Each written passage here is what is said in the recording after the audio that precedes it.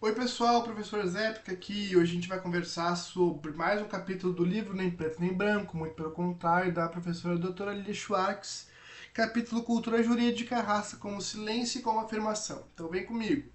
Qual é a premissa desse capítulo? Ela é uma premissa bem breve, tá? Ela quer mostrar como que as legislações ou as manifestações, né, jurídicas, tá, vão se desenvolvendo a fim de que tu consiga de uma forma ou outra mitigar o preconceito ou pôr algumas normativas para regular questões de racismo e preconceito. Então, basicamente, no Brasil se adota uma perspectiva de caráter não oficial do preconceito. O preconceito é uma coisa mais social, é uma coisa mais indireta.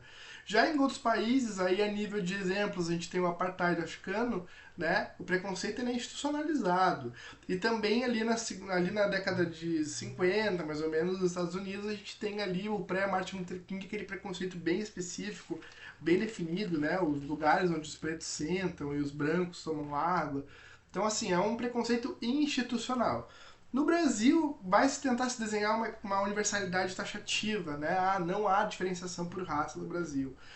Então, o que a lei vai tentar afirmar é que não existe esse preconceito, não existe essa diferenciação.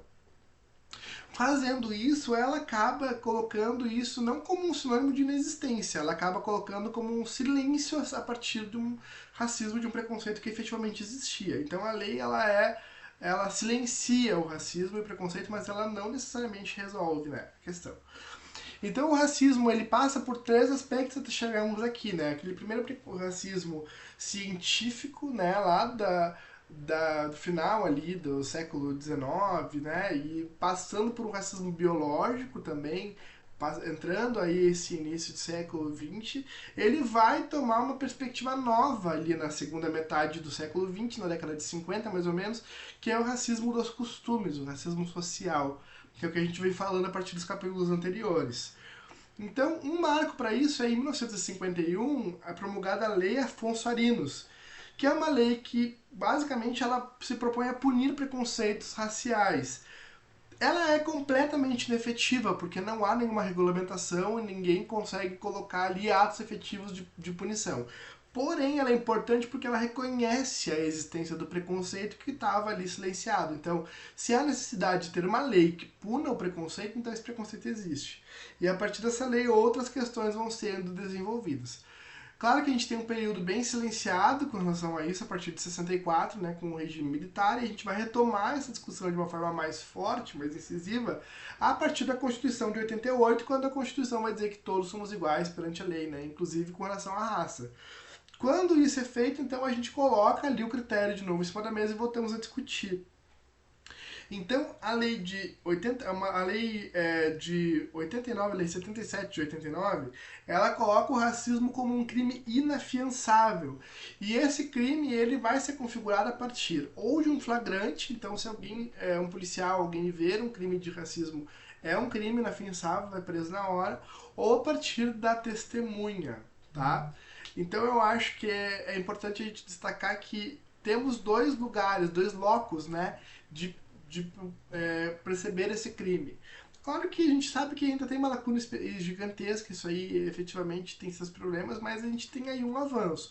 A partir de agora é um crime e nós temos duas possibilidades de que alguém seja preso por um crime de racismo, a partir de 89.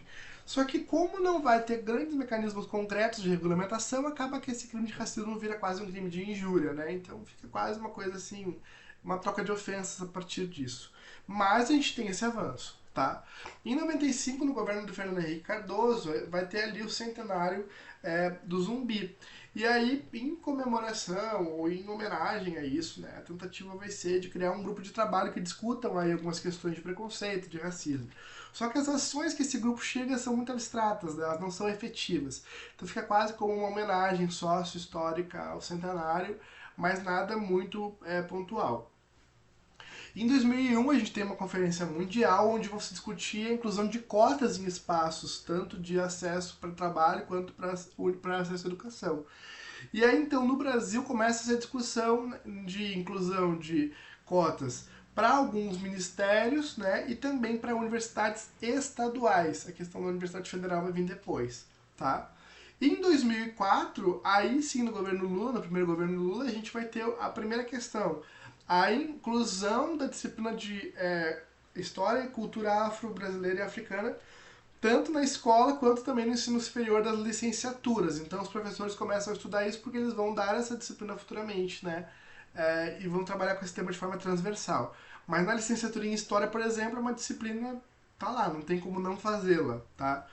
Então essa lei, né, que vai instituir isso em 2004, essa regulamentação, ela vai ser uma articulação a partir da lei 10.639 de 2013 da LDB, a regulamentação da LDB, né, que vai vir com o pressuposto de resgatar a contribuição do povo negro ao Brasil. Então o Brasil não é apenas um país formado por pressupostos brancos, né? Essa que é a grande ideia. Claro que ainda temos milhões de deficiências, mas assim, os primeiros passos que vão sendo dados, eles vão sendo dados a partir dessas regulamentações jurídicas, né? E não necessariamente isso fica parado, a gente tem alguns passos, né? Só que, claro, ainda temos muito por fazer, tá? Esse aí foi o capítulo 7 da doutora Lilian, nem preto nem branco, muito pelo contrário, capítulo Cultura Jurídica, Raça como Silêncio como Afirmação. Se curtiu o vídeo aí, faz um comentário, curte, vamos engajar. Em seguida saem os capítulos 8, 9 e 10 pra gente fechar aí esse livro da doutora Lilian, tá bom? Valeu, gente, um abraço do professor Zé Épica, valeu!